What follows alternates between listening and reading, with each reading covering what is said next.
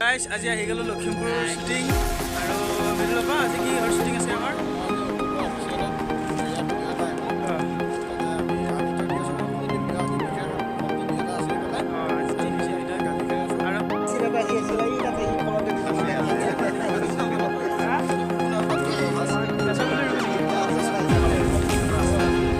baby উঠি নেকি এইটো